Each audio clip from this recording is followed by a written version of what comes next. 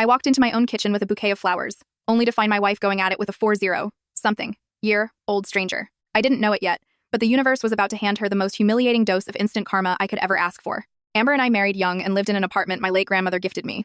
We had decent jobs and were actively planning for kids. We even went to doctors and took prep courses together. Then, completely out of nowhere, she pulled a total 180. She suddenly claimed we were too young and needed to upgrade to a 3-bedroom house first. Right after that, the red flag started waving violently. She glued herself to her work laptop. She slapped passwords on all her devices. She started coming home late, picking random fights, and shut down our bedroom life entirely. When I finally tried to talk to her, she just screamed that I didn't respect her career. I decided to leave work early to surprise her. I bought her favorite flowers. I unlocked the front door. I stepped into the hallway. I immediately heard noises. I walked into the kitchen. Amber and a strange man were half naked on my floor. They jerked away from each other in pure panic. They scrambled to grab their scattered clothes. Then, Amber looked me dead in the eye. "Well, I guess it's time for that honest conversation," she said. Her voice was ice cold. I felt the blood rush to my face. I threw the flowers right at her. I screamed at them to get the hell out. The stranger tried to step forward and calm me down. I pushed his hand away. I punched him square in the face. Twice. Amber actually stepped between us to protect him. She told me she was leaving me for him. He was a Spanish guy she met online, and he spoke in broken English. They had been secretly emailing for a whole year. The sudden distance, the Spanish phrase books I found hidden in her drawer, the locked laptop, it all made sickening sense now.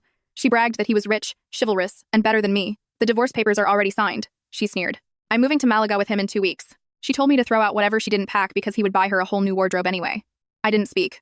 I just punched the guy in the stomach until he bolted. Amber started yelling at me for being uncivilized. I grabbed her by the arm. I shoved her out the door. I slammed it shut right in her face.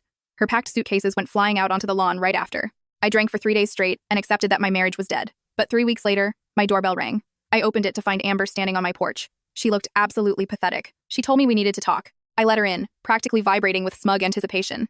It turns out her wealthy Spanish prince had 7 other American women on the hook. He took her savings, stole her expensive jewelry, and flew back to Spain using the tickets she bought. Oh, and he took a 19-year-old girl with him instead of her. Amber had been crying at her mom's house for a week. She was sobbing in my living room with fake tears, begging for forgiveness. "I made a huge mistake," she cried. "You're the only one I actually love." She desperately asked if I had finalized the divorce papers yet. I looked at her completely unfazed. "I'll think about it," I lied. "Come back in 3 weeks." Then I checked my watch and sighed. "You should probably leave right now. I have a couple of girls coming over in a few minutes." You should have seen the color drain from her face. It was totally made up, but watching her expression shatter was the highlight of my year. By the time she came crawling back 3 weeks later, I had already signed the papers and filed them. This time, the tears were real. She threw herself at me, sobbing loudly and pleading for another chance.